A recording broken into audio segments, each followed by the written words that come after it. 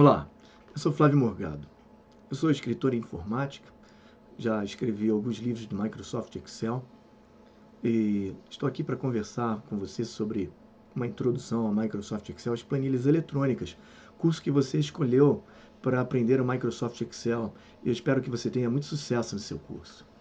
Este curso tem como objetivo de fazer uma introdução às planilhas eletrônicas e ao Microsoft Excel, um pequeno resumo histórico e uma apresentação do Excel de uma forma básica.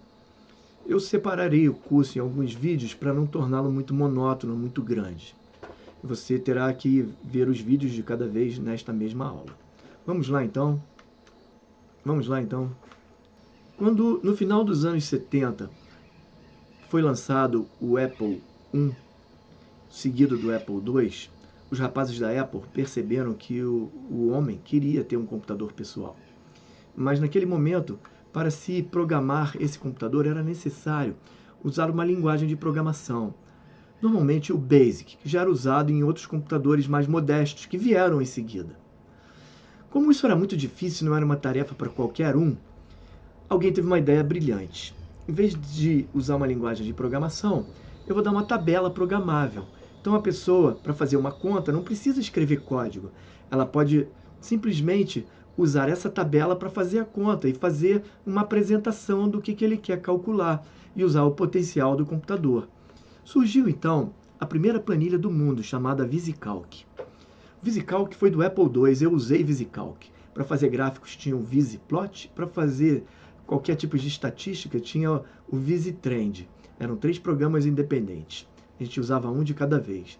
Tinha a característica de fornecer uma tabela em que as linhas eram numeradas de 1 até a linha máxima e as colunas tinham como nomes as letras do alfabeto. E então cada célula, que é o cruzamento de uma linha e coluna, tinha como nome a letra da coluna seguida do número da linha, como A1, B2, C30. Para eu fazer qualquer tipo de operação matemática, bastava relacionar A1 com C30 e eu poderia somar os conteúdos, dividir, fazer contas e qualquer outra operação. Então, logo em seguida, isso fez tanto sucesso que a IBM ficou incomodada. A IBM, então, a gigante da informática, com seus mainframes, achou que aqueles garotos da Apple eram muito arrogantes de invadir os seus domínios e resolveu fazer um computador melhor do que o da Apple, várias vezes melhor, era na verdade 10 vezes melhor, e lançou o computador pessoal da IBM, o Personal Computer, que virou PC, logo no início dos anos 80. E ela foi tão arrogante que deu os planos. Falou, esses planos aqui são para quem quiser usar, as peças estão aqui, é só usar essas peças, montar e vocês vão fazer um computador. Ela tinha por objetivo humilhar e quebrar a Apple. Mas a história não funcionou assim. No entanto, o PC foi um enorme sucesso. E como havia um grande sucesso no uso do VisiCalc, uma empresa chamada Lotus criou uma planilha muito mais poderosa e disse que ela era tão fácil de usar como contar 1, 2, 3 e chamou a planilha de Lotus 1, 2, 3. Lotus 1, 2, 3 reinou absoluta no mundo da computação em todos os anos 80. Qualquer um que quisesse usar uma planilha usava Lotus 1, 2, 3, apesar da Microsoft já fornecer desde o Apple o SuperCalc e depois aparecerem outras planilhas como o 4 Pro, por exemplo. Mas com a evolução dos computadores, a Apple lançou uma interface gráfica para o seu Apple II e chamou de Macintosh e mudou o padrão da programação.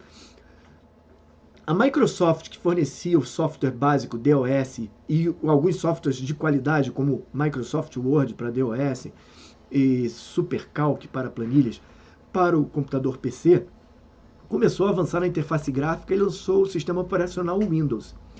E quando chegou em 1990, a Microsoft lançou o pacote Office, que vinha com 3 programas de arrasar: Microsoft Word, Microsoft Excel e Microsoft PowerPoint. Todos os 3 juntos custavam a metade de um Lotus 1, 2, 3. Foi um golpe de mestre no mercado e com isso a Microsoft dominou o mundo e definiu o padrão do que é uma planilha gráfica. Hoje todas imitam o Excel. Quero chamar a tua atenção que desde então o Excel virou o padrão de planilha eletrônica do planeta. E esse nome Excel é uma corruptela de excelência.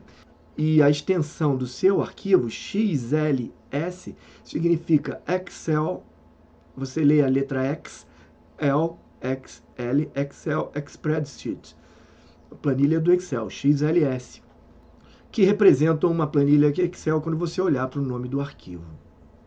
A partir de agora, eu vou abrir o meu Microsoft Excel para que possamos continuar daqui com a sua interface para que você se familiarize com ela. Eu estou usando aqui Microsoft Excel 2019, a última versão, pois estamos em 2022 e brevemente deve ter uma nova versão do Office, o que deve mudar pouco na interface, mas sempre muda alguma coisa. Para mostrar que mudou, já que o programa é muito estável, muito parecido desde a sua primeira versão de 1990. Quando se seleciona uma pasta de trabalho vazia, o Excel abre a sua interface mais clássica, onde eu tenho uma planilha em branco e os elementos de sua interface, que eu vou nomeá-los agora, pois serão utilizados ao longo do nosso curso. A parte superior da janela do Excel tem uma barra verde, chamada barra de título, é onde está escrito o título do arquivo aberto. Por padrão, o Excel vai mostrar pasta 1, onde pasta 1 é o nome da pasta de trabalho do Excel. E ele tem esse nome, em inglês Workbook, porque uma pasta de trabalho pode ter várias planilhas. À esquerda da barra de título tem a barra de acesso rápido, onde podem ser adicionados os comandos que eu uso mais comumente. Logo abaixo da barra de título, eu tenho o Ribbon, que é a barra de ferramentas do Excel, onde existem guias que agrupam os comandos mais utilizados. A guia página inicial tem os comandos mais básicos, alguns dos quais serão abordados nessa aula. E se eu clicar na guia inserir, terei os comandos dessa guia, layout da página, fórmulas, dados. São muitas guias com muitos comandos, mas com o tempo você vai se adaptar a utilizá-los. Logo abaixo do Ribbon, tenho nessa área cinza duas ferramentas importantes. À esquerda eu tenho a caixa de nomes. A caixa de nomes diz o endereço da célula selecionada. Se eu clicar numa célula, o endereço aparece aqui. Mas ele também seleciona o cabeçalho da linha e o cabeçalho da coluna para ficar mais facilmente selecionável. E eu também posso digitar um endereço aqui e pular para o endereço rapidamente. À direita da caixa nome eu tenho a barra de fórmulas. A barra de fórmulas serve para mostrar o conteúdo da célula selecionada. O conteúdo é diferente do que a célula exibe, porque eu posso formatar o conteúdo com um formato inusitado e ele exibir uma informação diferente de seu conteúdo. Ou, se for um texto, o texto pode ser muito grande para ser visto na tela, mas mais facilmente lido na barra de fórmula. E, finalmente, ele pode ser uma fórmula, que é uma expressão matemática, que a célula mostra o resultado da fórmula, enquanto a barra de fórmula mostra a expressão. Logo depois, eu tenho a planilha eletrônica em si, onde eu tenho os cabeçalhos de coluna, que é onde tem os nomes das colunas. Para selecionar qualquer coluna, basta eu clicar no cabeçalho da coluna. Então, se eu fizer assim, clique no cabeçalho da coluna D, você clica na letra D. Ou os cabeçalhos de linha, que tem os números das linhas. Clique no cabeçalho da linha 5. Sempre que eu clico num cabeçalho de linha ou coluna, eu seleciono todas as células da linha ou da coluna.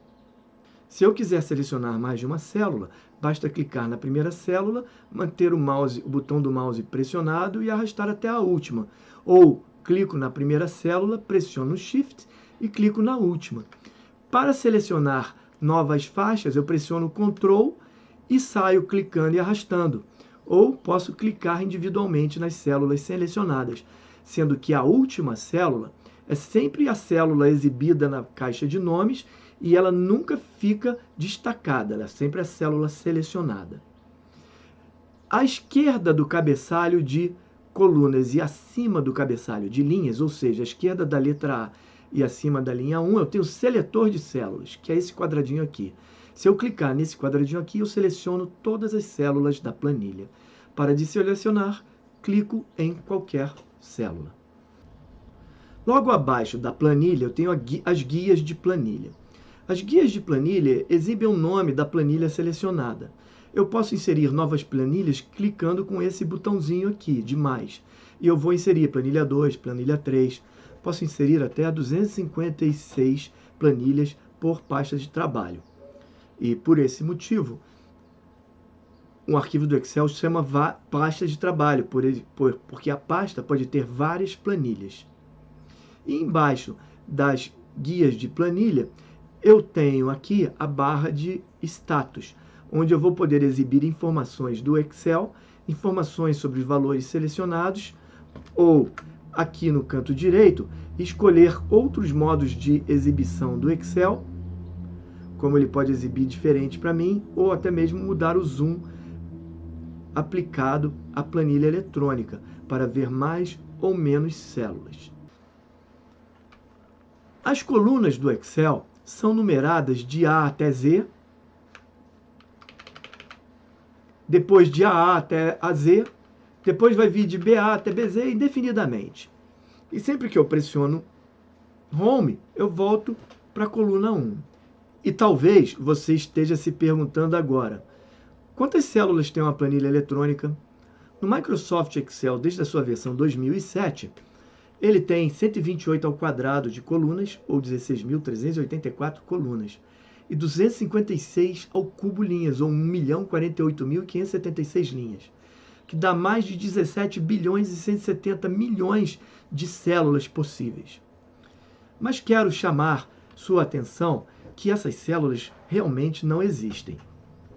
Elas são um conceito chamado matriz esparsa. É uma matriz na qual apenas as células utilizadas na planilha serão gravadas. Se você tentar botar um valor em cada uma dessas células, provavelmente seu computador vai congelar antes que você consiga terminar, pois talvez estejam mais células do que espaço de memória disponível no seu computador, ou você vai ter que adicionar muita memória. Você deve estar se perguntando agora como é que se atinge os limites da planilha. O limite é mais facilmente atingido com as teclas de navegação do Excel, que fazem uso das teclas Ctrl e End para ajudar na navegação. Você mantém Ctrl pressionado e usa uma das teclas de seta, ou pressiona End e usa seta, dá no mesmo. Funciona assim. Quando você está numa célula vazia e usa Ctrl ou End com seta, você se move para a próxima célula vazia na direção do movimento. Então, como eu estou numa planilha vazia, quando eu uso Ctrl seta da direita ou End seta da direita, vou para a última coluna, XFD, que é a coluna de número 16.384. E, estando nesta coluna, se eu usar Ctrl seta para baixo, vou para a última linha, que é a linha 1.048.576. Para retornar à coluna 1, eu pressiono Home. E para retornar sempre à célula 1, eu pressiono Ctrl Home. Então, fica aqui a minha dica que utilizaremos futuramente para você se mover pela planilha. Caso você esteja numa planilha preenchida e quiser saber qual é a última coluna preenchida ou última linha preenchida, pressione Ctrl seta da direita. O Excel se deslocará até encontrar uma célula vazia na direção do movimento. Terminamos então aqui nosso histórico sobre as planilhas eletrônicas e uma introdução à interface do Excel. Na próxima videoaula você vai aprender sobre os tipos de dados que o Excel aceita em suas células e as armadilhas que a formatação automática apresenta pelo Excel. Vai aprender também como formatar linhas, colunas e células para que as suas planilhas tenham a aparência desejada. Até lá!